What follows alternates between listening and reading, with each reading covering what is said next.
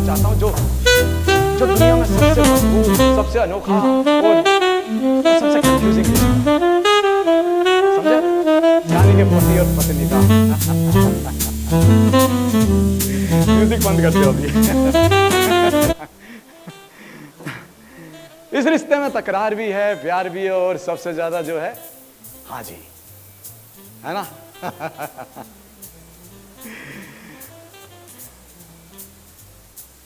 पति अगर कहे कि मैं 5 मिनट में घर पहुंचता हूं, तो पत्नी क्या कहती है? साहब ठीक है, मैं 5 मिनट में खाना बना देती हूं। और दोनों को पता है कि ये 5 मिनट कम से कम आधा से 1 घंटा तो लगेगा। और ये जो ठीक है ना शब्द कभी ठीक नहीं होता साहब। अगर पत्नी ने कहा ना कि ठीक है, तो समझ लो कुछ भी ठीक नहीं है। पति का काम है गलती करना, और पत्नी का क्या काम है? उसे यह याद दिलाना कि तुमने कब, कहां और क्यों गलती की थी, पूरे सबूत के साथ।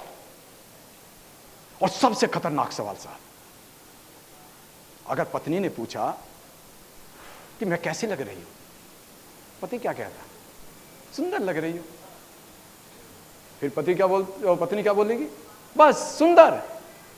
और अगर पति ने यह जवाब दे दिया कि बहुत सुंदर लग रही हो, तो फिर पत्नी क्या बोलेगी? बताइए। झूठ बोल रहे हो तुम। खैर कुछ भी हो साहब, इस रिश्ते में लड़ाई भी है, नोक झोंक भी है, और बिना एक दूसरे के चाय भी अधूरी है। लेकिन जब चाय पीने वाला अकेला रह जाता है, तब छोड़िए साहब, सीरियस नहीं होने का, क्योंकि जिंदगी का मजा जो है ना, हंसते खेलते मौज मस्ती के साथ जीने में है ना? अरे मेरी बियर रख दी। थैंक यू रोजी, थैंक यू। वाह क्या बात है।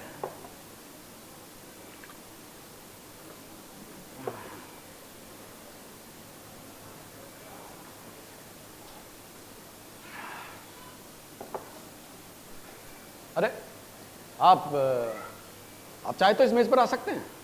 जी बिल्कुल, अगर आपको तकलीफ तो नहीं होगी। नहीं नहीं, मुझे कोई तकलीफ नहीं होगी। आइए बैठिए। हाँ, आप भी बियर पियेंगे? जी। रोजी, साहब के लिए बियर। क्लाइंट आया तुम्हारा?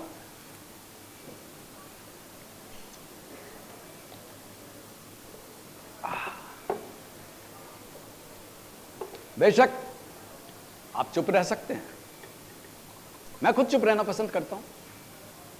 आदमी चुप रह सकता है और बात कर सकता है एक ही वक्त। ये तो मैं भी कर सकता हूं। अच्छा चलिए करके दिखाइए। करिए करिए, कीजिए बिना बोले।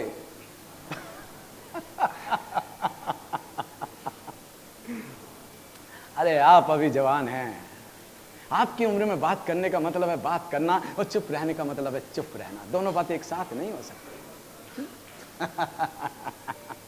मगर एक ही वक्त में आदमी बात भी कर सकता है और चुप भी रह सकता है। हाँ? कैसे? आप करके दिखाइए। वक्त से पहले सीखना चाहते हो हैं? अच्छा चलिए एक गिलास उठाइए, जरा उठाइए। अरे मैंने एक गिलास बोला था ना आपको। हाँ? देखिए वैसे मैं सैकड़ों उदाहरण दे सकता हूँ, हम बिना बोले बात कर लेते हैं। अरे ये क्या, आप छोटे गिलास से दारू पी रहे हैं? लगता भी आपको इसकी लत नहीं लगेगी। मैंने आपको यहाँ पहली बार देखा है, क्योंकि इस घड़ियां जो लोग आते हैं मैं उन सबको पहचानता हूं, लेकिन आप उनसे बात नहीं कर सकते साहब, क्योंकि वो पहले से ही बहुत पिए हुए होते हैं। वो आते हैं यहाँ अपनी आखिरी बियर के लिए, क्योंकि दूसरे पब जल्दी बंद हो जाते हैं और फिर वो कहीं और जा ही नहीं सकते। हाँ? लेकिन बहुत जल्दी खत्म हो जाते हैं लोग। यहाँ मेज पर, सड़क पर, बाहर ट्राम में, कई बार तो मुझे उन्हें उठाकर उनके घर तक पहुंचाना पड़ता है साहब। बेशक अगले दिन वो मुझे पहचानते भी हैं। और साहब देख रहे हो? अरे ऐसे मत देखिए साहब, ऐसे देखिए जैसे आप उनको नहीं देख रहे हो। हाँ ऐसे।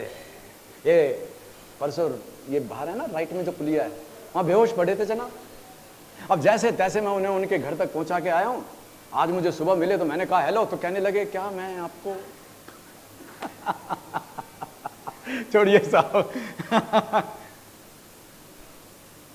कहीं आप ये तो नहीं सोच रहे ये सब मैं आपके बारे में भी सोच रहा हूँ? अरे नहीं नहीं साहब, देखिए मैंने आपको यहाँ पहली बार देखा, आप मुझे देखने में सज्जन लगे, अरे इसीलिए तो मैंने आपके सीटों पर की। देखिए आप घबराइए नहीं, हम दोनों एक साथ बैठकर अपनी अपनी बियर पर अकेले रह सकते हैं। मेरी उम्र में ये जरा मुश्किल है, क्योंकि हर बूढ़ा आदमी थोड़ा बहुत डरा हुआ होता है। धीरे धीरे गरिमा के साथ बूढ़ा होने में बहुत बड़ा ग्रेस है साहब। मैं तो कहता हूं कि बूढ़ा होना भी एक कला है। अरे साहब कमाल करते हो आप भी। अरे उम्र के साथ आदमी बूढ़ा ही होता है, इसमें सीखने जैसा क्या है? सीखने जैसा देखिए साहब, इस हंसी में ही वो रहस्य छिपा है। अगर आपको जिंदगी को अच्छे से जानना है ना, तो आपको थोड़ा और उसे हट के जीना पड़ेगा, थोड़ा लंबा जीना पड़ेगा, और उसके लिए जो है ना आपको अपना शरीर स्वस्थ रखना पड़ेगा। अब इतनी रात तक यहाँ बियर पीने के बाद सुबह सुबह उठ के मैं योगा तो कर नहीं सकता है? तो उसकी पूर्ति मैं हंस के कर लेता हूँ। और आपको मालूम है, हंसना अपने आप में सबसे बड़ा वर्कआउट है। परिस्थिति चाहे कैसी भी हो, बस आपको हंसना आना चाहिए साहब। तुम्हारी सब बीमारियों का इलाज इस हंसी में छिपा है। इसलिए तो मैं कहता हूं कि बूढ़ा होना भी एक कला है।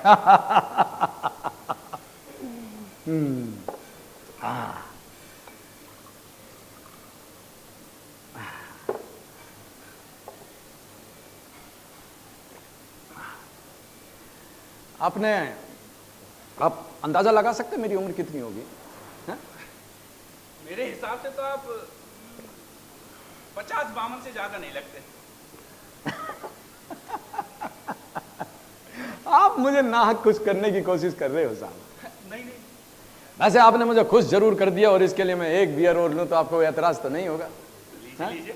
हाँ रोजी, प्लीज वन मोर बियर।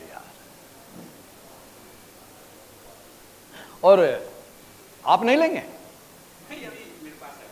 हाँ, वैसे मैं इस मामले में किसी से जिद नहीं करता, क्योंकि हर आदमी को अपनी जिंदगी और अपनी शराब चुनने की आजादी होनी चाहिए। दोनों को हम सिर्फ एक ही बार तो चुनते हैं साहब, बाद में तो हम सिर्फ दोहराते रहते हैं। जो एक बार जी चुके हैं या जो एक बार पी चुके हैं। चीयर्स।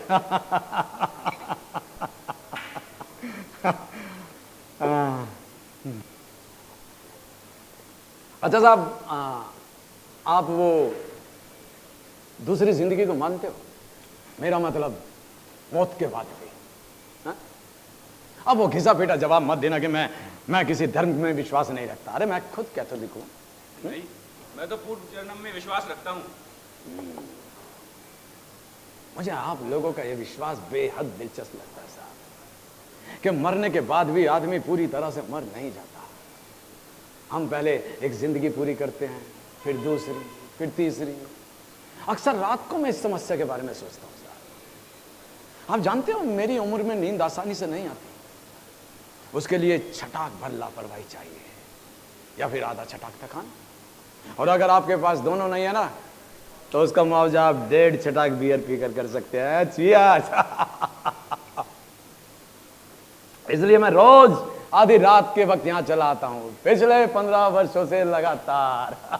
ये छोटी सी थी जब मैं आता था। 15 वर्षों से? जी। तो क्या आप सोते नहीं? नहीं, मैं सोता जरूर हूं थोड़ा बहुत, लेकिन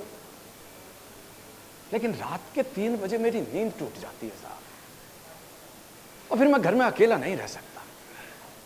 रात के 3 बजे बड़ी भयानक घड़ी है साहब। और मैं दावे के साथ कह सकता हूं, देखिए 2 बजे आपको लगेगा कि अभी रात है, और 4 बजे सुबह होने लगती है, लेकिन 3 बजे आपको लगेगा कि आप ना इधर हैं और ना उधर। इसलिए मैं कहता हूं साहब कि जिंदगी में अगर मौत मृत्यु आने का कोई समय है तो यही घड़ी है। और एक बात और है साहब, इस घड़ी जो है ना, इंसान की मानसिक शक्ति कमजोर हो जाती है और दुष्ट आत्माओं की बढ़ जाती है। जैसे ये भूत प्रेत, और इस घड़ी वो अपने शिकार पर निकलती हैं। आप जानना चाहेंगे कैसे करती है वो अपना शिकार? चलिए बताता हूं। देखिए, सबसे पहले वो ऐसे व्यक्ति की तलाश करती है साहब, जो थोड़ा बहुत अंदर से डरा हुआ हो, यानी कि मेरी तरह। और जैसे उसमें वो प्रवेश करती है ना, उसकी आंखें ऐसे चौड़ी हो जाती है, बिल्कुल पल के झपकना एकदम पल, और उसके हाथ पांव उसके काबू में नहीं रहते, उसके आदेश का पालन करने लगते हैं साहब। शिकार वो नहीं जिसने उसमें प्रवेश किया है, शिकार तो सामने वाला होता है। सर सामने। सर क्या कर रहे हो?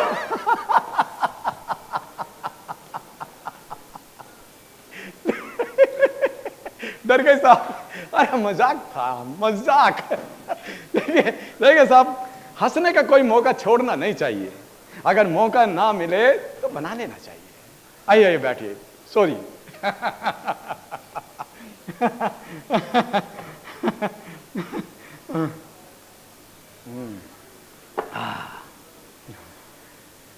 कूल, कोई नहीं है, मजाक था। आप भी कमाल करते हैं सर।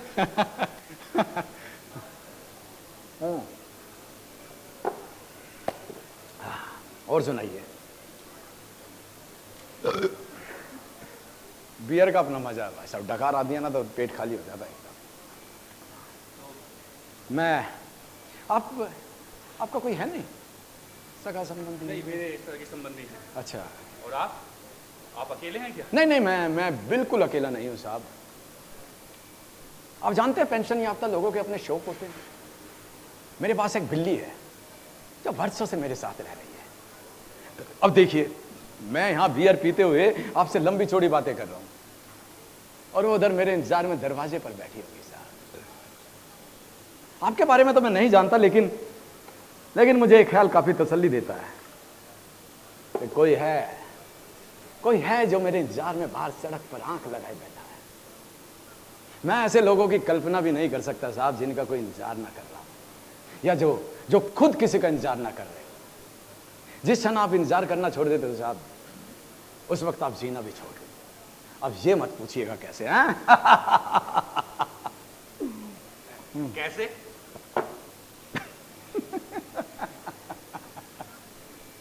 अरे इस दुनिया में आने के बाद इंसान सिर्फ इंतजार ही तो करता है साहब। हम छोटे बच्चे होते हैं तो बड़े होने का इंतजार, बड़े होने के बाद रोजगार का इंतजार, फिर शादी का इंतजार, शादी के बाद बच्चों का इंतजार, फिर उन्हें बड़े होते हुए देखने का इंतजार। इंतजार खत्म, जिंदगी खत्म साहब, आगे नहीं। और एक बात और बताऊं साहब, ये बिल्लियां जो है ना, काफी देर तक और सब्र के साथ इंतजार कर सकती है। इस लिहाज से वो बिल्कुल औरतों की तरह है। और सिर्फ इस लिहाज से ही नहीं, औरतों की तरह उसमें अपनी तरफ खींचने और आकर्षित करने की असाधारण ताकत रहती है साहब।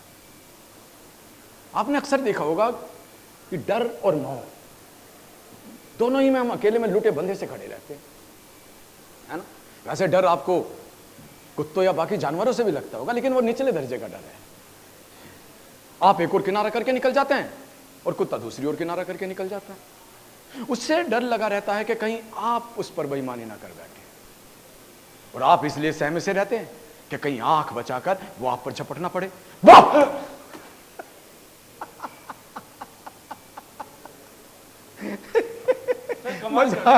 मजाक है साहब, मजाक।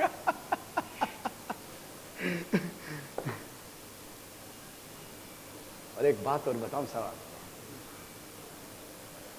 बिल्ली को आप औरतों की तरह आखिर तक सही सही नहीं पहचान सकते। आप भले ही वर्षों से उसके साथ ही क्यों ना रह रहे हो। इसलिए नहीं कि वो खुद जानबूझ के कोई चीज छिपाई रखती है, बल्कि खुद आप में इतना हौसला नहीं होता कि आप आखिर तक उसके भीतर के लगे दरवाजे को खोल सके। आपको ये बात अजीब नहीं लगती साहब कि हमें वही चीजें ज्यादातर अपनी तरफ खींचती है जिसमें थोड़ा बहुत आतंक छिपा है?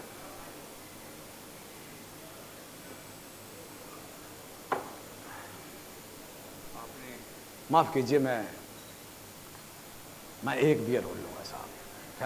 सर, आप पहले ही 2 पी चुके हैं। बस नहीं, आप घबराइए नहीं, मैं अपनी पीने की सीमा जानता हूं साहब। आदमी को जमीन से करीब 1.5 इंच ऊपर उठ जाना चाहिए, उससे ऊपर नहीं, वरना वो और ऊपर उठता जाएगा और फिर उस उड़ान का अंत होगा पुलिस स्टेशन या किसी नाली में, जो ज्यादा दिलचस्प नहीं होगा साहब। लेकिन कुछ लोग हैं कि डर के हमारे जमीन पे ही पांव जमाए रखते हैं। ऐसे लोगों का पीना ना पीना बिल्कुल बराबर है। रोजी प्लीज 1 मोर। हाँ मेरा बच्चा। हाँ साहब, सिगरेट है क्या आपके पास? जी नहीं। ओहो,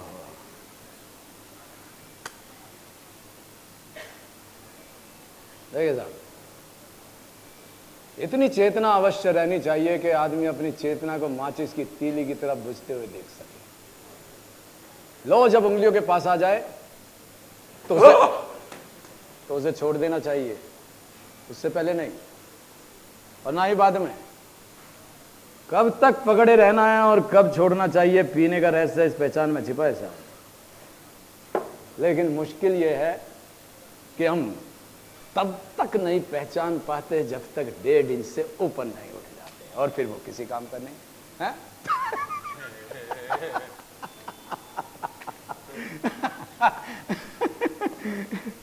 देखिए साहब, पहचान हमें तभी आती है जब हम पहचान के परे चले जाते हैं, समझे? छोड़िए ना, हर चीज को समझने की जरूरत भी नहीं है। अरे मैं खुद कभी कभी ये कोशिश करता हूं कि इस आशा के साथ रहना सीख लूं कि कई चीजों को न जानना ही अपने को सुरक्षित रखने का रास्ता है। रफ्ता रफ्ता आप इस आशा के साथ रहना सीख लेते हैं जैसे आप अपनी पत्नी के साथ रहना सीख लेते हैं, एक ही घर में वर्षों तक। हालांकि एक संशय बना रहता है कि कहीं वो भी तो आपका खेल नहीं खेल रही, और कभी कभी संशय से छुटकारा पाने के लिए आप दूसरी या तीसरी स्त्री से प्रेम करने लगते हैं। ये निराश होने की शुरुआत है साहब, क्योंकि दूसरी स्त्री का अपना रहस्य है और तीसरी का अपना। नहीं समझे? देखिए समझाता हूं, यह बिल्कुल शतरंज के खेल की तरह है। आप एक चाल चलते हैं जिससे आपके विरोधी के सामने अनंत संभावनाएं खुल जाती हैं। एक खेल में हारने के बाद आप दूसरे खेल में जीतने की आशा करने लगते हैं और यह भूल जाते हैं कि दूसरी बाजी की अपनी संभावनाएं हैं, पहली बाजी की तरह ही अनंत और रहस्यपूर्ण। इसलिए मैं कहता हूं साहब कि जिंदगी में आपका संपर्क कितनी भी औरतों से हुआ हो, असल में आपका संपर्क सिर्फ एक औरत से ही होता है। और आंखों की लगे दूसरी के साथ, तीसरी के साथ, जबकि वो होती एक ही है।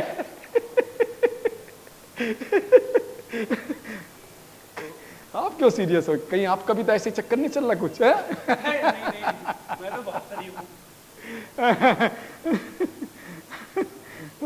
आपने शादी नहीं की? नहीं साहब, मैं विवाहित हूं, लेकिन मेरी पत्नी अब जीवित नहीं है। यह मेरा अनुमान है। अनुमान?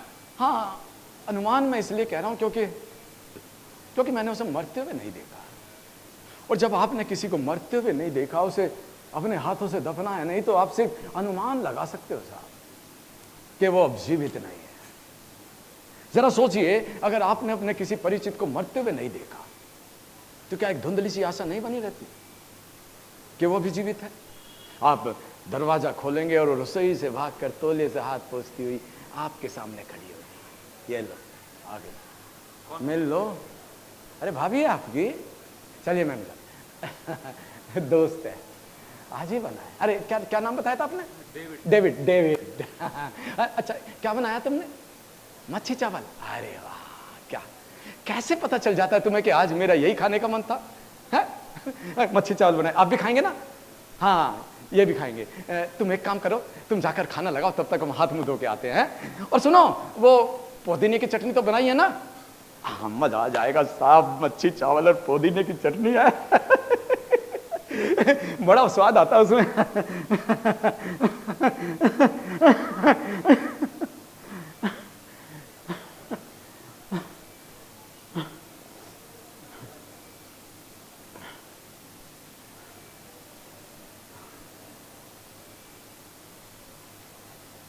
आप भी सोच रहे होंगे कि मैं पागल हो गया हूं।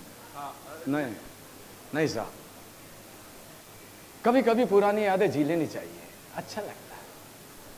मैं भी जानता हूं कि ये भ्रम है, अब ऐसा नहीं होता। अब वो नहीं आती, अब उसकी जगह बिल्ली आती है जो दरवाजे के पीछे देहरी पर सिर टिकाए अपनी आंखों का रंग बदलती रहती है। मैंने लोगों से अक्सर कहते सुना है साहब कि समय बहुत कुछ सोख लेता है। क्या आप भी ऐसा सोचते हैं? आप क्या सोचते हैं इस बारे में? मुझे ऐसा लगता है कि वो सोखता उतना नहीं जितना बुहार देता है अंधेरे कोनों में, कालीन के नीचे, ताकि ऊपर से दिखाई ना दे। लेकिन उसके पंजे हमेशा बाहर रहते हैं और किसी भी अनजान घड़ी में आपको दबोच सकते हैं साहब। खच्चा!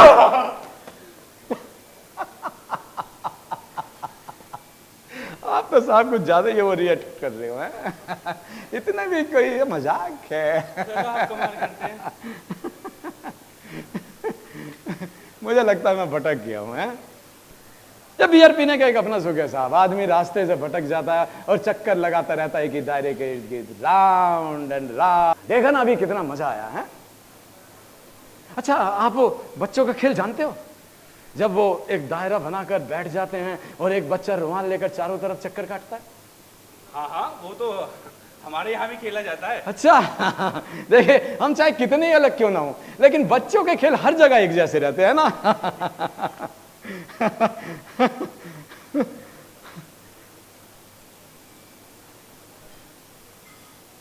उन दिनों हम सबकी भी कुछ ऐसी हालत थी।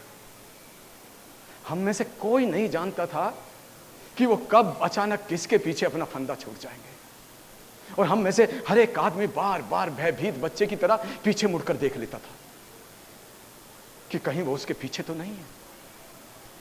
जी हाँ, उन दिनों यहाँ जर्मन आए हुए थे। आप तो बहुत छोटे होंगे, मेरी भी उम्र कोई ज्यादा नहीं थी। हालांकि लड़ाई के कारण मुझे सुबह से शाम तक काम में जुटना पड़ता था और मैं भी जवान बैल की तरह डटा रहता साहब। एक उम्र होती है साहब जब आदमी एक औसत सुख के दायरे में रहना सीख लेता है। उससे परे देखने की फुर्सत उसके पास नहीं होती, और तब तक महसूस नहीं होती जब तक वो खुद उस दायरे में। देखिए साहब,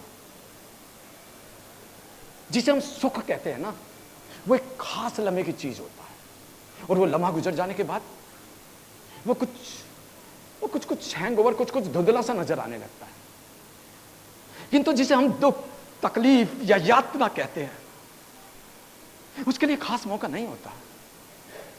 एन दुर्घटना के वक्त महसूस नहीं होती। उस वक्त हम बदहवास से हो जाते हैं और उससे पैदा होने वाली यातना के लिए कोई बना बनाया फ्रेम नहीं ढूंढ पाते जिसमें हम उसे सही सही फिट कर सके। देखिए साहब, दुर्घटना होना एक अलग बात है, और उसके सही सही परिणाम को अपनी जिंदगी में भोगना या भोग सकने के काबिल हो सकना बिल्कुल अलग बात है। मैं कहता हूं साहब, ये बिल्कुल असंभव सी बात है कि आप बार बार अपने को किसी दूसरे की स्थिति में रखकर उतने ही कष्ट की कल्पना करें। नहीं समझे? देखिए, मान लो आपकी पत्नी कोई कष्ट भोग रही है और आप बार बार अपने को उसकी जगह रखकर उतने ही कष्ट की कल्पना कर रहे हो। देखिए, आपका कष्ट कुछ कम होगा, हो सकता है कुछ ज्यादा हो, लेकिन बिल्कुल वैसा नहीं जैसा आपकी पत्नी ने भोगा है। आप उसके कष्ट का अनुमान भी नहीं लगा सकते साहब। क्या आपने अपनी पत्नी को कष्ट भोगते देखा था? नहीं साहब, मैंने उसे कष्ट भोगते हुए नहीं देखा। जब मैं घर पहुंचा तो वो उसे ले जा चुके थे। 7 बरस की विवाहित जिंदगी में पहली बार मैं खाली घर में घुसा था साहब। और बिल्ली?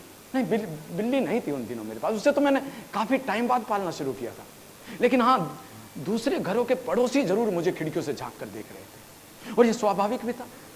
मैं खुद ऐसे लोगों को खिड़कियों से झांक कर देखा करता था जिनके रिश्तेदारों को गैस्टापो, वो जर्मनी की खुफिया पुलिस गैस्टापो बंद गाड़ी में ले जाती थी। लेकिन मैंने कभी कल्पना भी नहीं की थी कि एक दिन मैं घर लौटूंगा और मेरी पत्नी का कमरा खाली पड़ा होगा।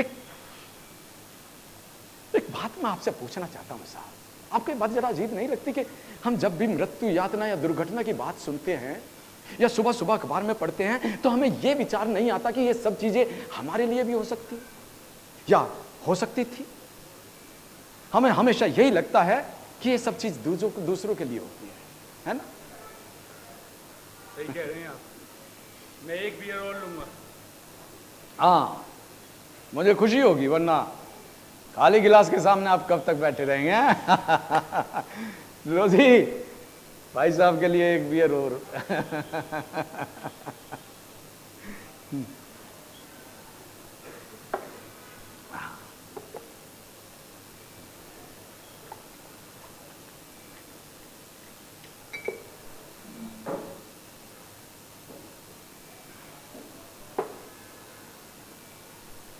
अच्छा साहब, आपको आश्चर्य होगा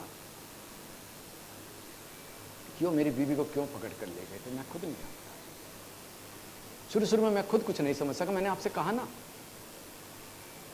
कि दुर्घटना के वक्त आदमी बदहवास सा हो जाता है और उससे पैदा होने वाली यातना का ठीक ठीक अनुमान भी नहीं लगा सकता है? जब मैं घर पहुंचा तो मेरी पत्नी की चीजें चारों तरफ बिखरी पड़ी थी। कपड़े, किताबें, मुद्दत पुराने अखबार, अलमारियों और मेजों के दराज खुले हुए और उसकी हर छोटी बड़ी चीज फर्श पर उल्टी सीधी पड़ी थी। क्रिसमस के उपहार, सिलाई मशीन, पुराने फोटो एल्बम। आप जानते हैं शादी के बाद कितनी चीजें खुद ब खुद इकट्ठा हो जाती और उन्होंने हर चीज को उलट पुलट कर देखा था, कोने कोने की तलाशी ली थी। ऐसी कोई चीज नहीं थी जो उनके हाथों से बची रह गई। उस रात मैं अकेला अपने कमरे में बैठा रहा और मेरी पत्नी का बिस्तर खाली पड़ा था साहब। और तकिए के नीचे उसका रुमाल, माचिस और सिगरेट का पैकेट रखा था। सोने से पहले वो रोज एक सिगरेट पिया करती थी। शुरू शुरू में मुझे उसकी आदत अखरती थी, लेकिन बाद में मैं इसका आदी हो गया। और वहीं सिराने के पास तिपाही पर उसकी किताब रखी थी जिसे उन दिनों वो पढ़ा करती थी। और पिछली बार जब वो ना पढ़कर उसने छोड़ दिया था, वो शादी के लिए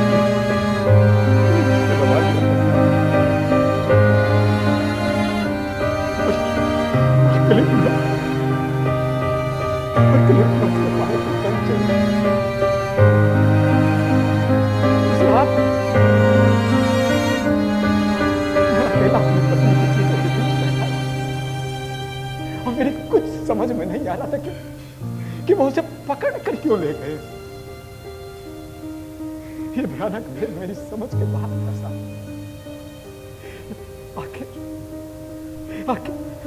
आखिर मेरी पत्नी ही क्यों सारी रात मैं अपने आप से यही सवाल पूछता।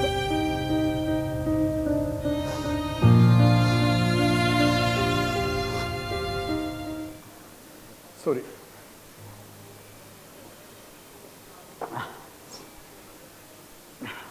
फिर उसके बाद आपको आश्चर्य होगा साहब,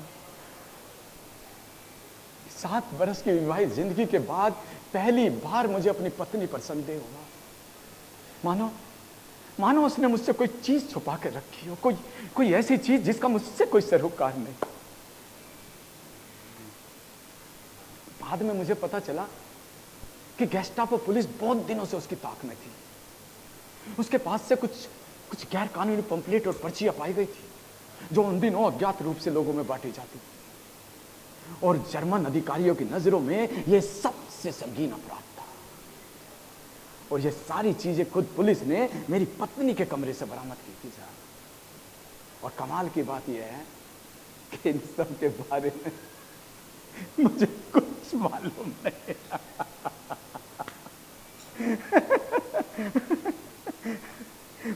उस रात से पहले तक मैं और मेरी पत्नी एक ही कमरे में सोते थे, प्रेम करते थे, और उसी कमरे में कुछ ऐसी चीजें थी जो सिर्फ उसका रहस्य थी। आपको ये बात दिलचस्प नहीं लगती? बता, मुझे ऐसा लगता है कि मेरी पत्नी को वो कहीं मुझसे अधिक अच्छे से जानते हैं। हाँ?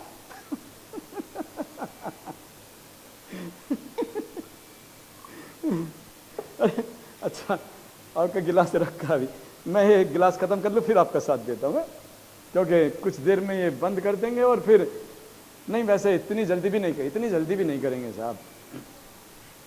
देखिए, पीने का मजा जो है ना, इत्मीनान से पीने में है। हमारी भाषा में एक कहावत है कि हमें जी भर कर पीना चाहिए साहब, क्योंकि 100 बरस बाद हम इस दुनिया में नहीं होंगे। 100 बरस काफी लंबा अरसा है ना? आपको क्या लगता है कि हम में से कोई 100 बरस जी पाएगा? मुझे तो शक है भाई। आदमी जीता है, खाता है, पीता है और एक दिन फट ऊपर।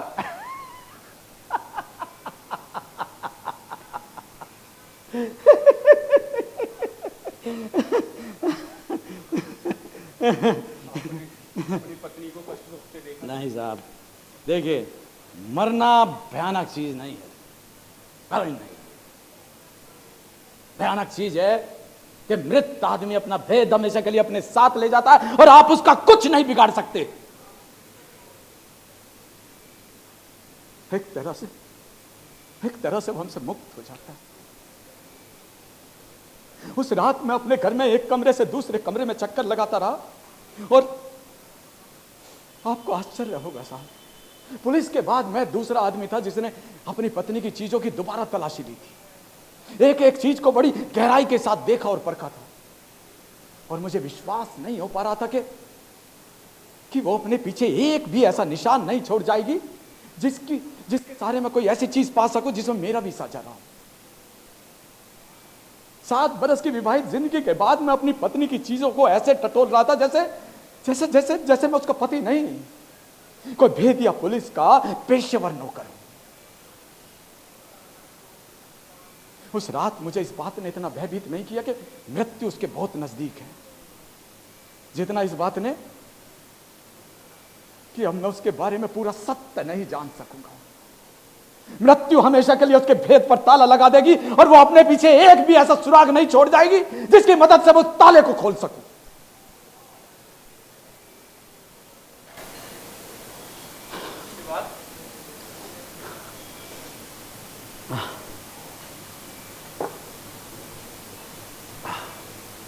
क्या कहा आपने?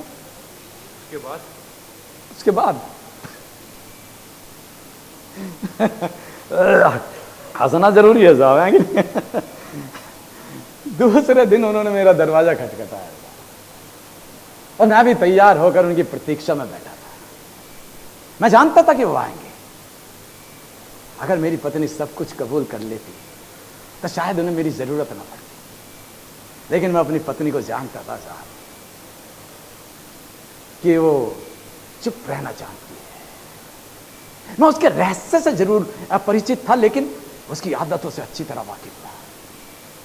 वो चुप रहना जानती थी सर, फिर यातना चाहे कितनी भयंकर क्यों ना हो। मैंने वैसे यातना भोगते हुए उसे अपनी आंखों से नहीं देखा, लेकिन मैं थोड़ा बहुत अनुमान जरूर लगा सकता। पहला प्रश्न जो उन्होंने मुझसे किया वो बिल्कुल साफ था, क्या मैं श्रीमती जी का पति हूं? बस उनके इस सवाल का जवाब मैं हाँ में दे पाया साहब।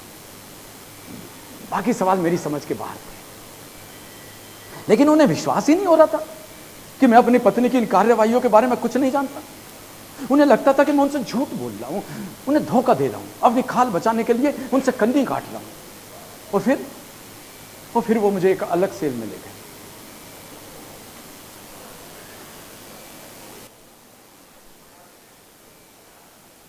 और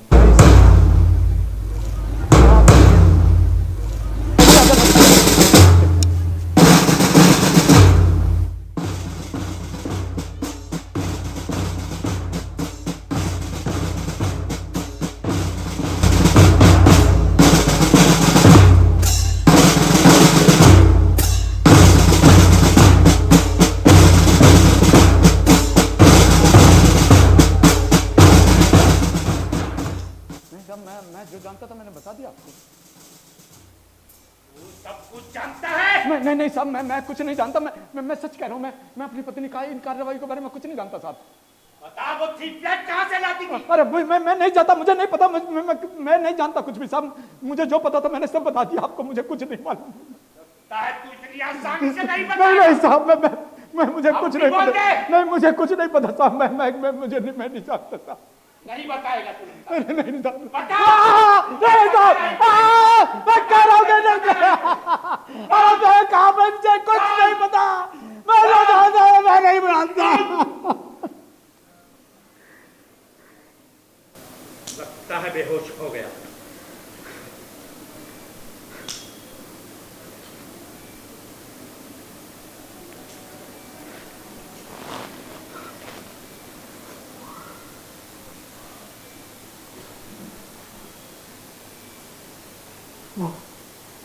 वो मुझे तब तक पीटते थे जब तक जब तक मैं अपनी चेतना नहीं खो देता था, लेकिन उनमें भी असीम धैर्य था साहब। वो तब तक इंतजार करते थे जब तक मेरी चेतना लौट नहीं आती थी। और फिर वही सिलसिला शुरू, वही सवाल, वही अंतिम यातना।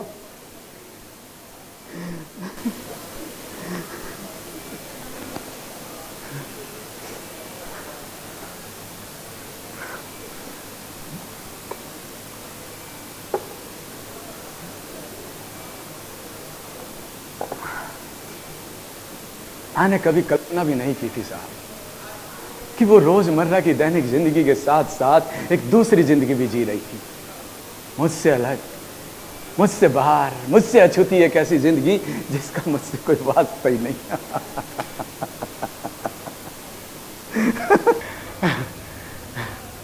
आप जानते हैं वो लड़ाई के अंतिम दिन थे और गैस्टापो अपने शिकार को जल्दी हाथ से नहीं जाने देते। मेरी यातना ये नहीं थी कि वो मुझे मारते थे, मेरी यातना ये थी कि उनके सवालों के जवाब देने के लिए मेरे पास कुछ नहीं था, रोज ही कुछ खाने को दे दिया।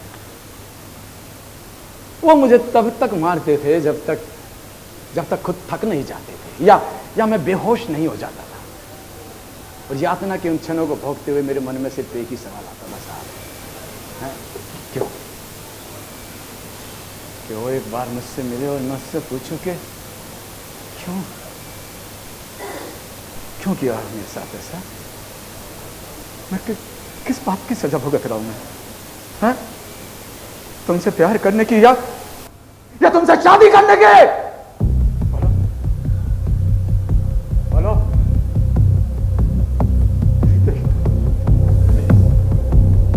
बता दे इनको जो जानना चाहते, बोल मानते मुझे। कितना मारा मेरे को, बेटा अब और सहन नहीं होता मेरे से। जो भी ये जानना चाहते हैं बता दे, कौन है वो लोग जो तुझे लीव लेटर देता था, कौन, किनसे मिलती थी तू? बताना जल्दी प्लीज। अरे बता दी क्या?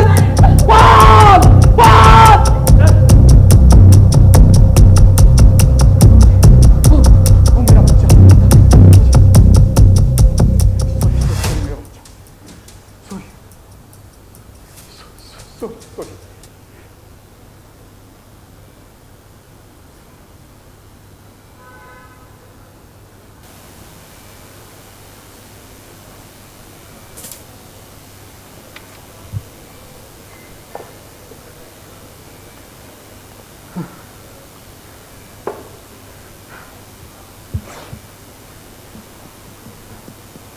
मैं आज तक भी इस बात का निर्णय नहीं ले सका कि अगर मुझे मेरी पत्नी का भेद मालूम होता तो क्या मैं चुप रहने का हौसला बटोर सकता?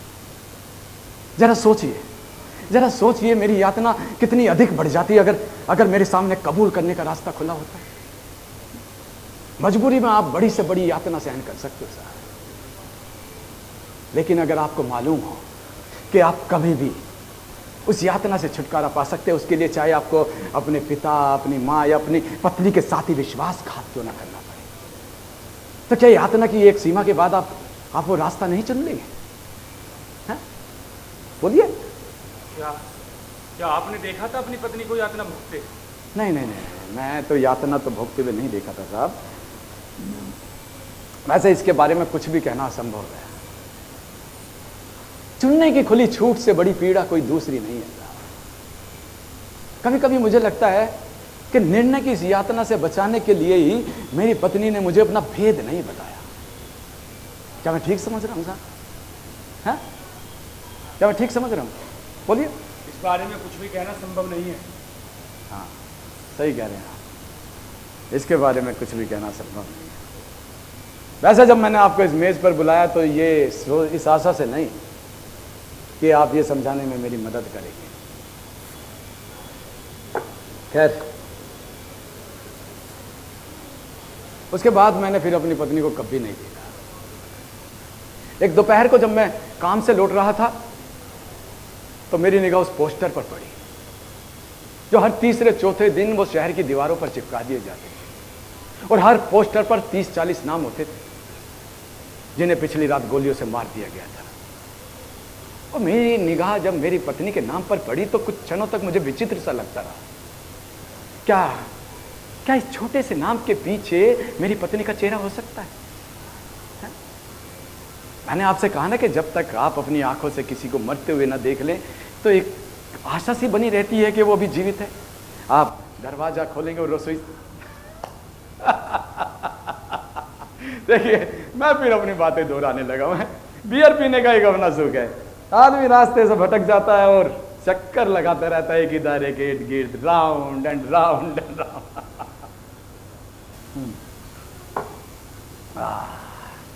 अच्छा सर, अरे जा रहे हैं आप?